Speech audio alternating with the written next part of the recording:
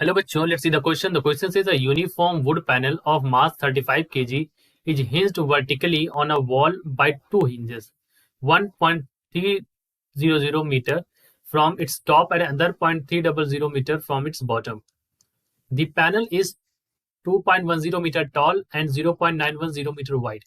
A y-axis extends upward through the hinges and an x-axis extends outward along the panel's width.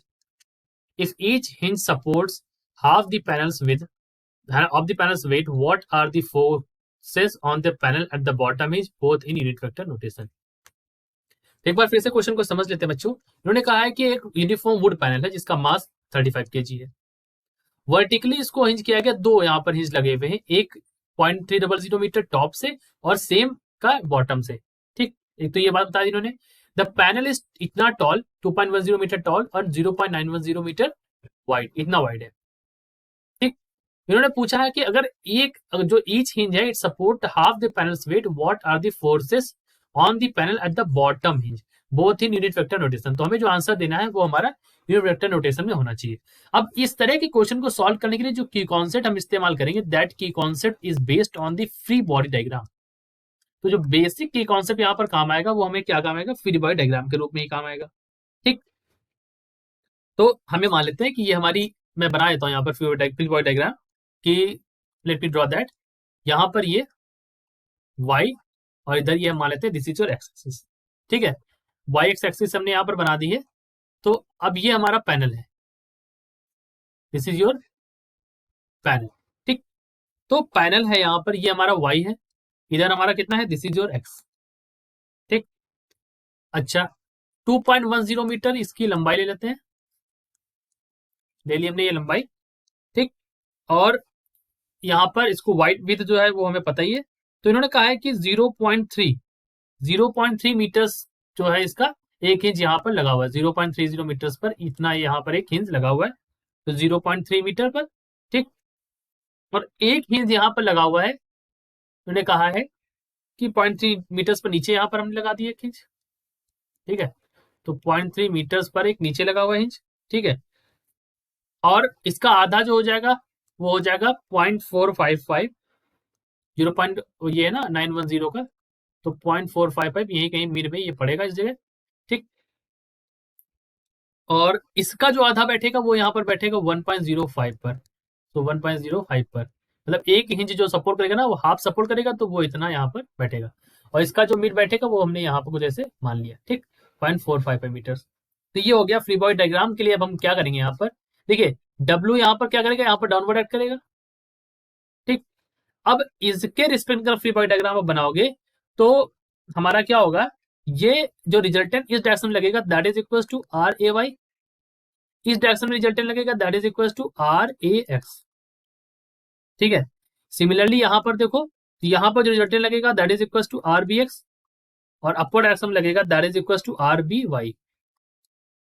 ठीक, ये यहाँ पर इस तरह से होगा। अब हमें क्या निकालना है, इक्विलिब्रियम कंडीशन का अगर हम यहाँ पर यूज करें, सो let me say that using the equilibrium condition, equilibrium condition हम यहाँ पर क्या कर सकते हैं, वी कैन से दैट कि summation of forces in FX that is FX is equal to 0। So FX के लिए क्या हो जाएगा हमारा, R B X minus R A X is equal to 0। तो यहां से निकल के आएगा R B X is equal to क्या हो जाएगा, are A X that is equal to क्या हो जाएगा 104.15। ठीक, ये वैल्यू यहां पर आ जाएगी। अब यहां पर हमें पता है कि हर हिंज जो है वो हाफ कैरी करता है, so we know that each hinge carries half of the wait,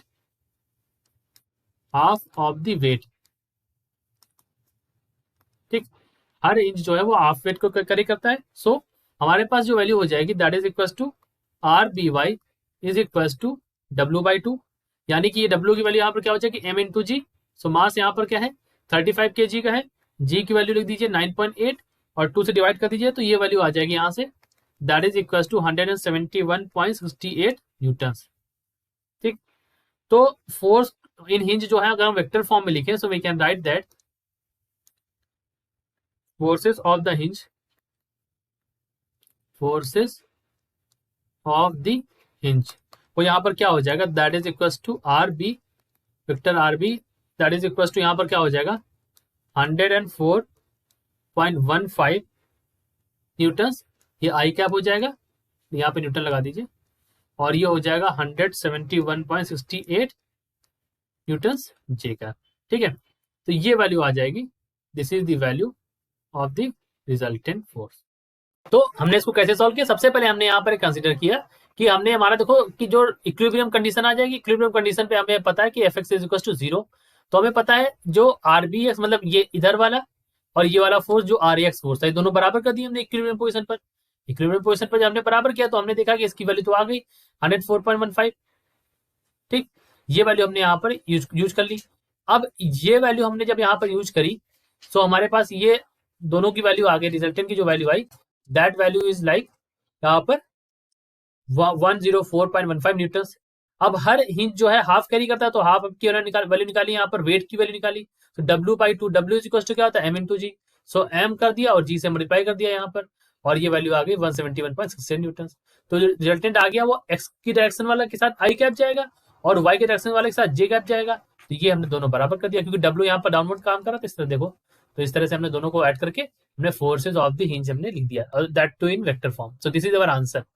I hope you understood it well. Best of luck.